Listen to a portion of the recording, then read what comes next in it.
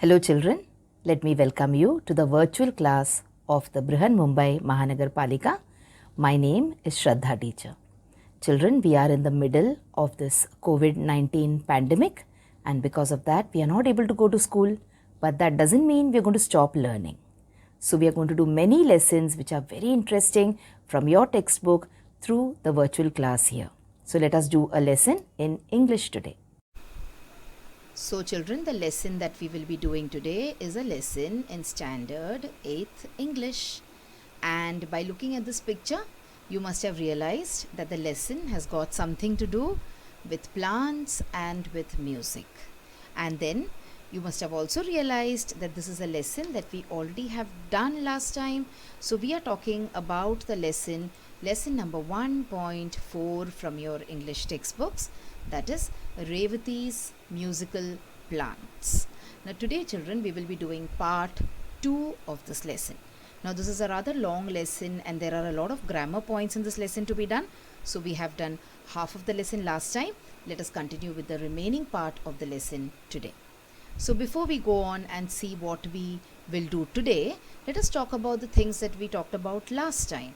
So we saw that there was this girl whose name was Revati, and she was a student of music, and one fine day when she was playing the violin, she noted that there was a balsam plant which was near the wall and no one was looking at it, and the plant was not looking normal, and also it was looking like someone has ignored the plant. Someone has just left the plant there in the corner to wither away or to dry away.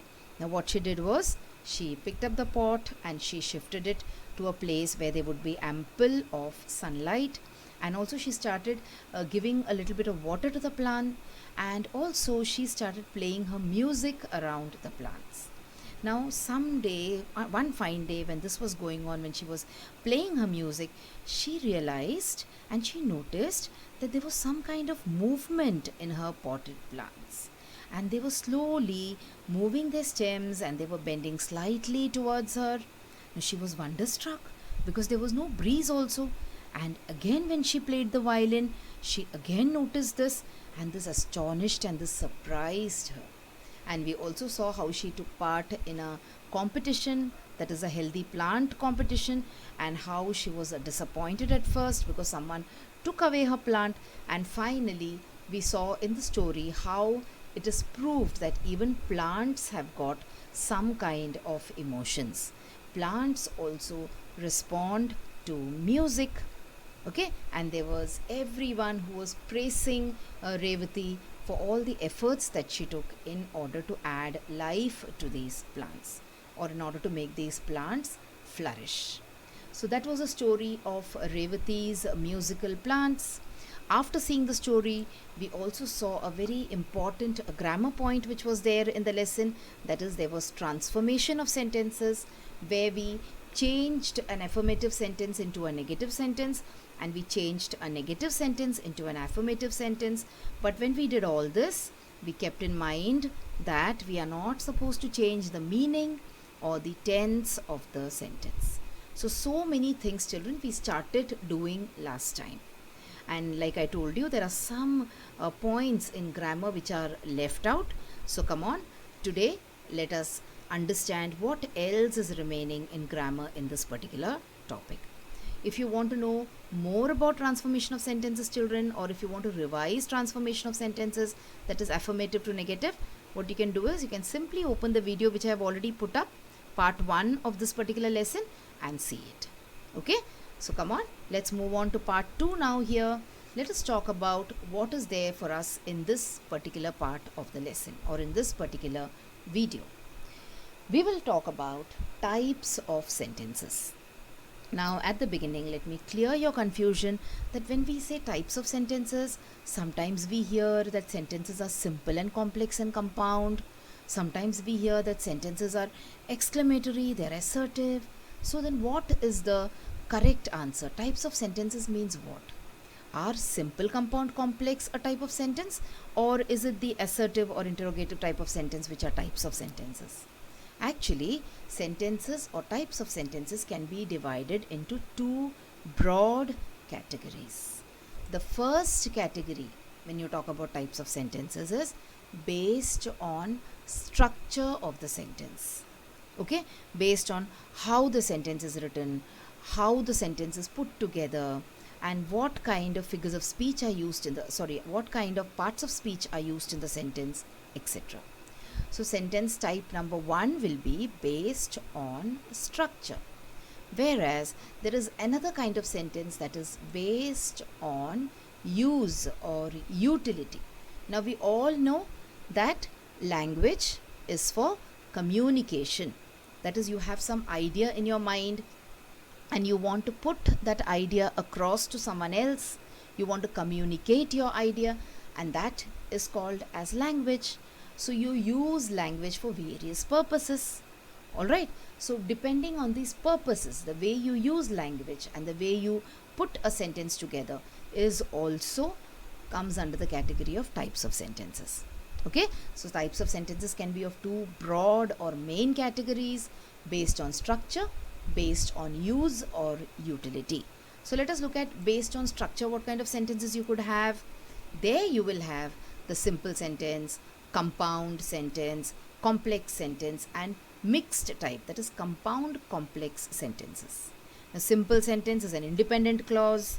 Okay, all these things we will learn when we talk about types of sentences based on structure. Now today we are going to learn about the other type of sentence, that is type of sentence based on use or utility in language. So when you use language, children, you use it to declare something, you use it in awe or in surprise or in shock. You use language to give commands or to give orders, and you also use language in order to ask questions. So based on these different uses of language, sentences can be declarative, it could be exclamatory, it could be imperative, or it could be interrogative. Now for declarative, we also call them as assertive sentences. Okay, declarative sentences are also called as assertive sentences. So today we will be looking at these types of sentences, that is declarative, interrogative, exclamatory, and imperative. So when we will understand what the duty or what the use or utility of each type of sentence is, you will understand the meaning well. And also, to make it more clear, we will do a number of examples also. We will look at examples from the textbook, as well as I will show you other examples, and also we will look at an exercise which is there in the textbook. Okay, so come on, let's start with understanding what are the different types of sentences. So starting with the 4 types of sentences, let me give you a small clue how to remember them. You remember A, I, E, I. A stands for assertive. Okay, I told you assertive sentences are sometimes called as declarative or vice versa. Now remember, when you declare something, means something which is a fact. Okay, you are not asking a question, or you are not surprised by it, or you are not ordering someone. You are just telling the fact. So a declarative sentence tells you something, and it ends with a period or with a full stop. So any sentence which gives you a piece of information, that is called as a declarative sentence or an assertive sentence. Then for the I, you have the interrogative sentence. Now interrogative sentence means what? Interrogation. Interrogation means asking for information. So trying to get information. So when you want information, when you are trying to get information, how will you get it? You will get it when you ask a question.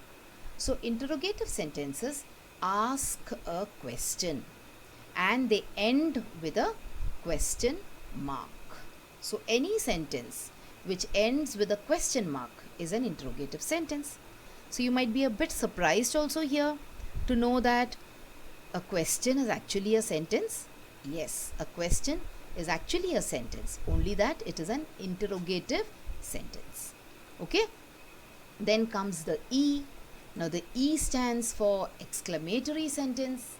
Now any strong feeling that you express, it shows in your voice, isn't it? When someone listens, when I'm saying I am not well, I am sick, see the tone of my voice, it is very flat. But when I say I'm happy, see the tone of my voice? It shows, my voice itself is telling the people that I am happy. So exclamatory sentence can show strong feelings. Now a strong feeling could be a positive feeling or a negative feeling also. When you get angry with someone, that time also you can use an exclamatory sentence. For example, you say, how dare you? Okay, you're asking someone how did they have the courage to do that, so you're angry with them. So exclamatory sentence. One special thing about an exclamatory sentence is that it ends with a exclamation mark, sometimes with a full stop also, but most of the times with an exclamation mark. Okay, so exclamatory sentences are the third kind of sentence that we are going to look at today. And finally, we have the imperative sentence, the last I, the imperative sentence. Imperative means when something is imperative, means it is compulsory, you have to do it. There is no option. So when does a situation arise when you don't have an option, you have to do it? When someone has ordered you to do something, when someone has commanded you to do something, or even a request can be an imperative sentence. So an imperative sentence usually gives a command, but sometimes it could be a suggestion, sometimes it could be a request, it could also be an appeal. Okay, and it ends sometimes with a full stop or with an exclamation mark, depending on the tone of the sentence. So children, these are the four kinds of sentences that we have, that we are going to learn about today, and all these sentences are based on their use. This type of sentences are based on how they are used in the English language, what kind of function they have in the language.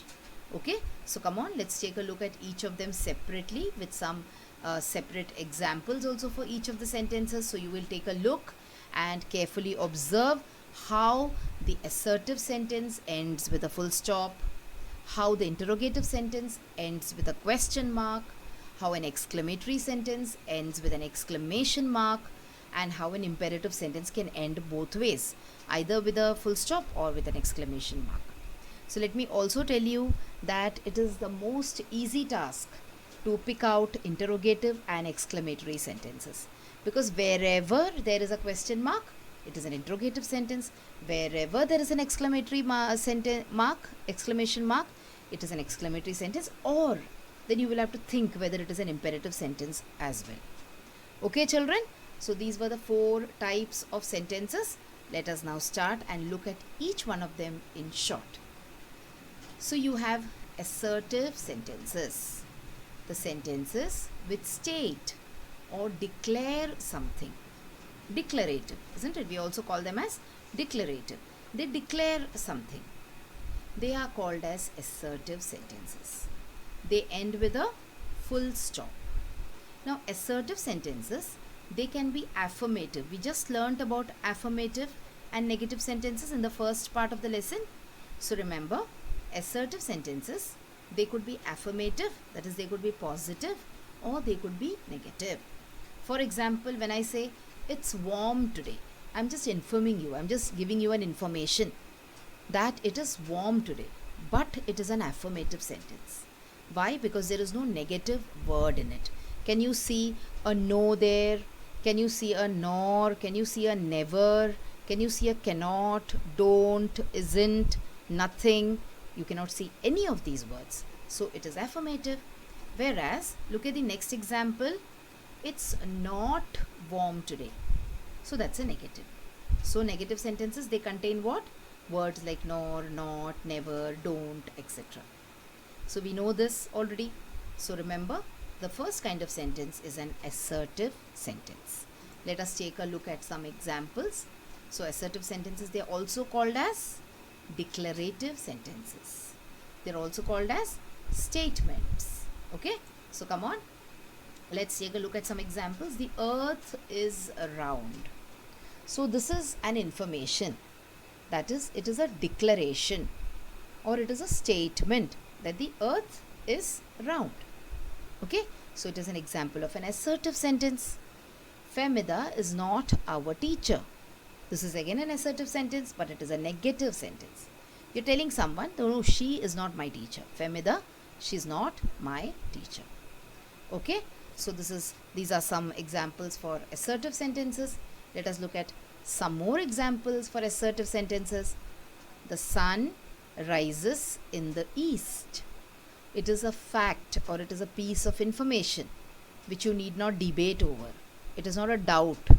Okay, so the sun rises in the east is an example of an assertive sentence. Then you have birds fly in the sky, or bird flies in the sky. Can you see the bird there? It is flying in the sky. Simple, you're just telling it. So it's an assertive sentence. The girls are dancing. Simple, the girls are dancing. So it is an assertive sentence. Okay, so these are all examples of assertive sentences. Let us look at some more. Now, an assertive sentence can be sometimes a little difficult to recognize. That is why we will do some more examples. The boy ran to the beach. A lady is walking down the road. The car is in the garage. He helped her carry the bags. Children are playing in the garden. These are all examples of assertive sentences. They are just declaring something. Okay? Now, like I said before, let us look at the examples in the textbook that you have. So, see, they are saying that these kind of examples or these kind of sentences, what are these? They are all assertive sentences. They belong to set A. So, they have given us 4 sets of sentences. First one is the assertive. Revati was a student of music is an assertive sentence. The flowers were big and brightly colored. Indeed. Assertive. They were requested to believe her. Assertive. So all the above sentences are statements or assertions and are called assertive or declarative sentences. Okay, children?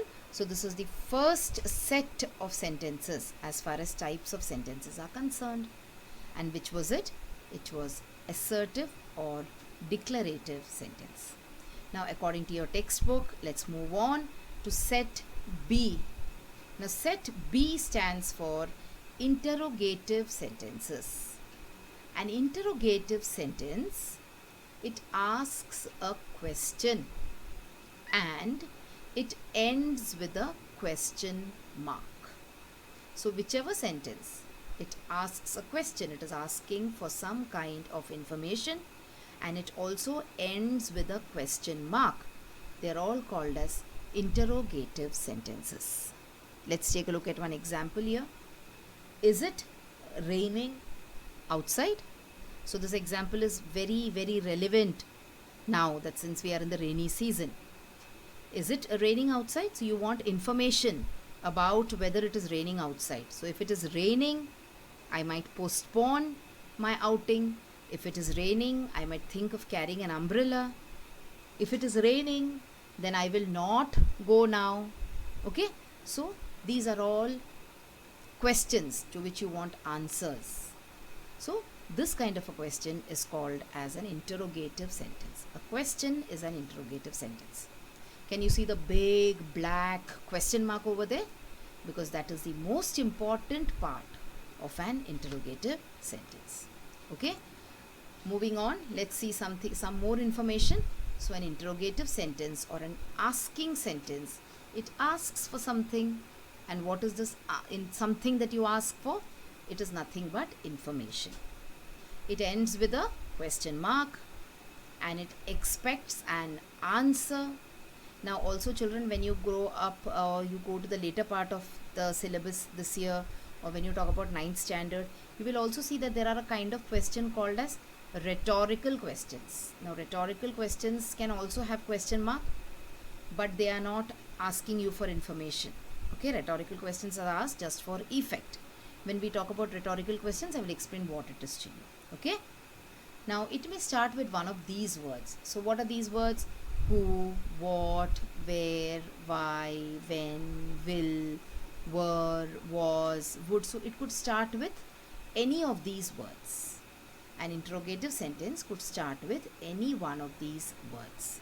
Okay, and these words or these questions are called as the WH questions.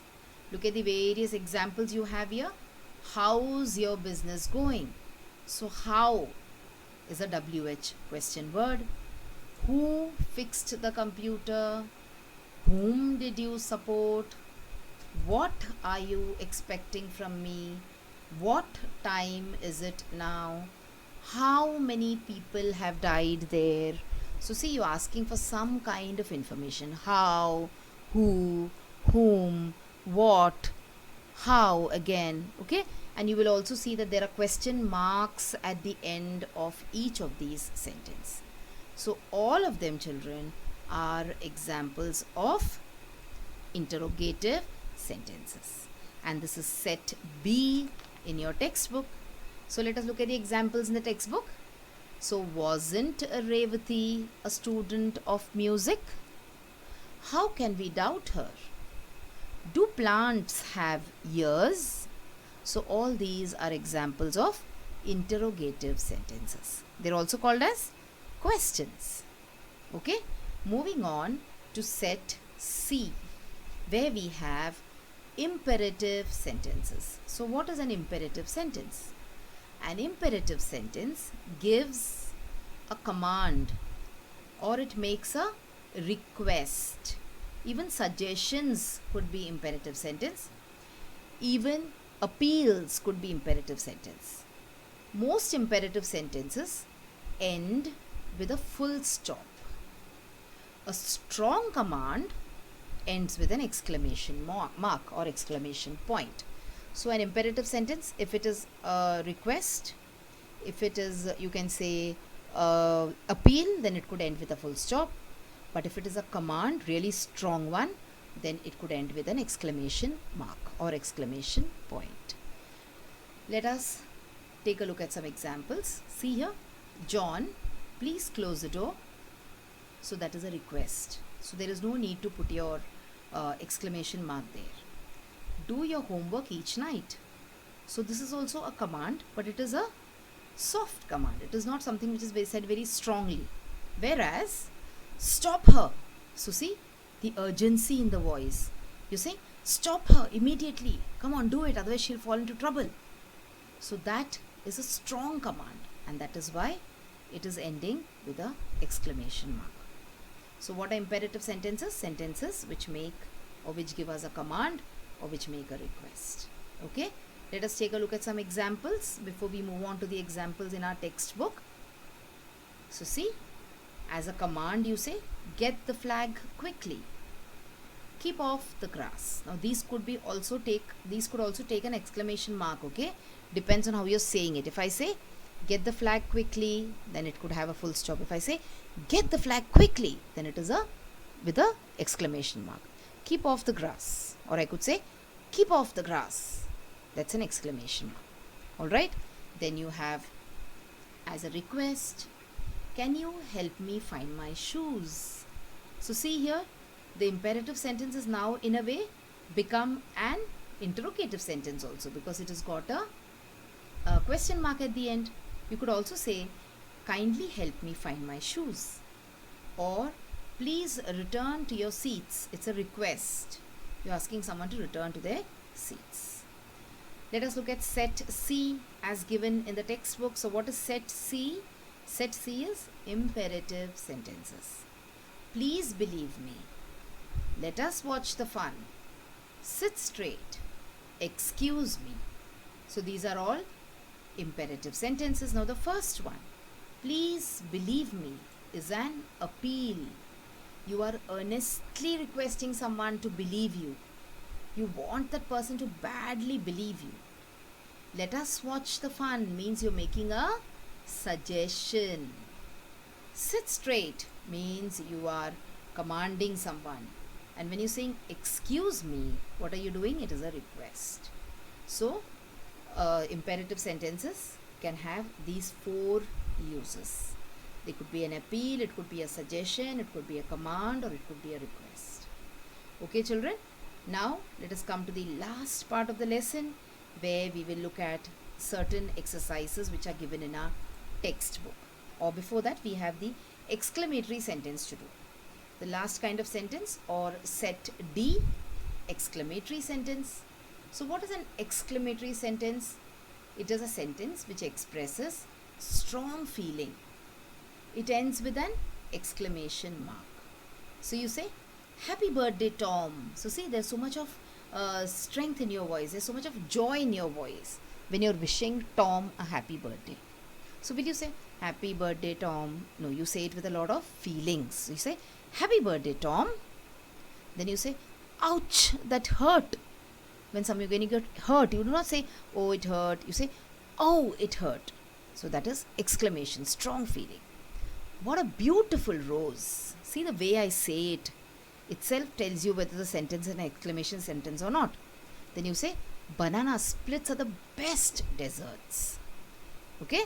So when there is an exclamation, when there is a strong feeling of joy, strong feeling of hurt, strong feeling of liking, appreciation, all that are exclamatory sentences. See some examples. Watch out for that car. Urgency. You're urgently telling someone to watch out for the car. If you do not watch out, what will happen? You'll suffer an accident. I love that movie. Emotion. I love it. Okay, you're very emotional about the movie. What an exciting game that was. Feeling. You're feeling wonderful. Why? Because the game was exciting.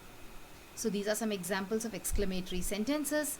Let's take a look at the some more exclamatory sentences. You say, aha, exclamatory. Okay, we did it again, exclamatory. We won, exclamatory.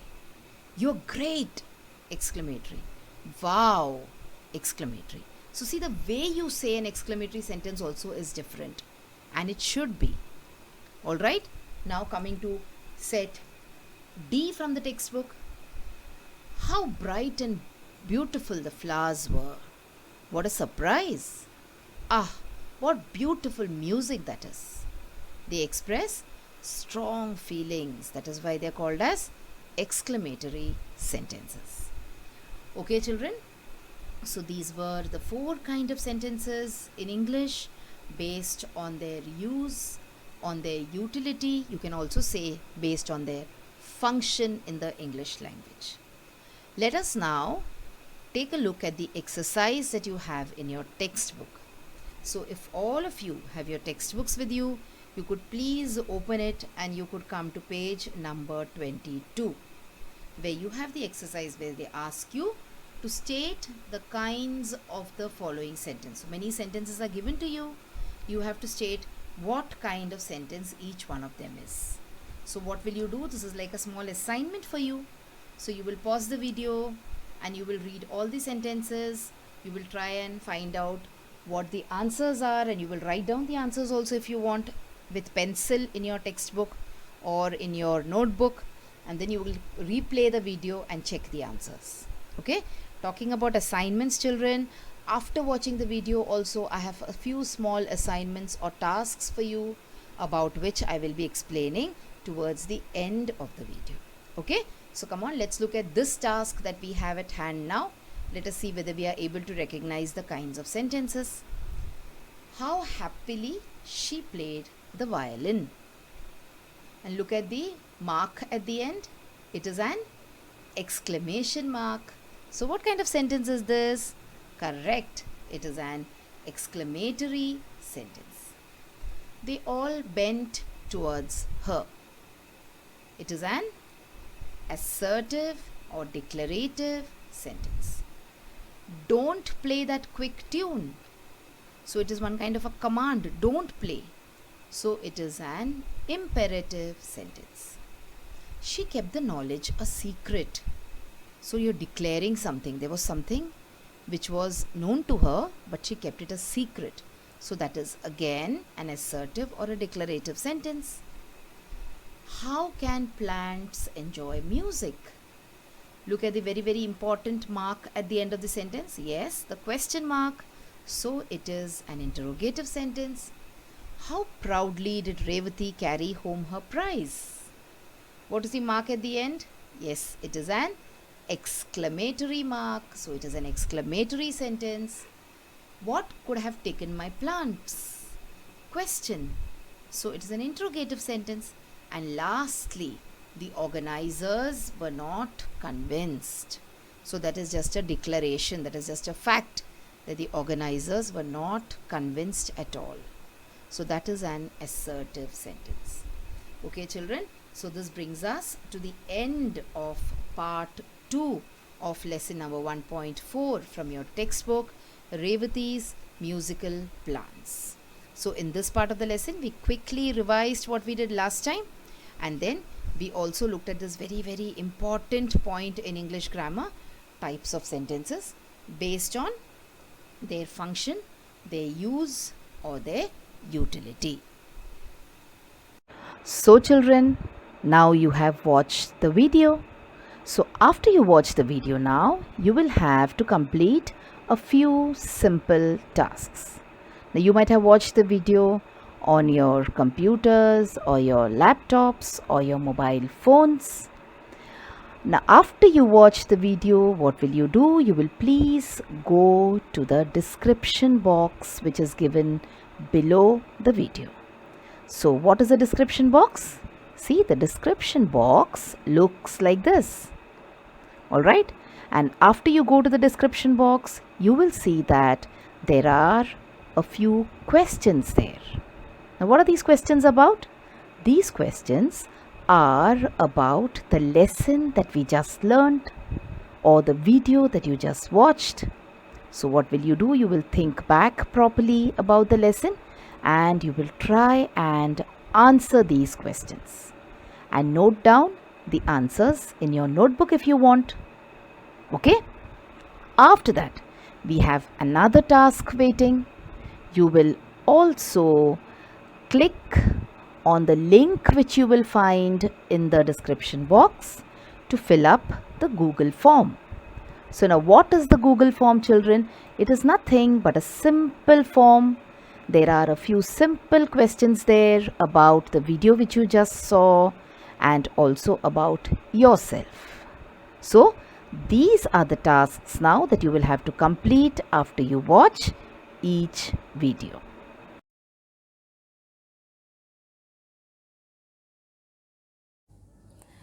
So children, wasn't that a very interesting lesson?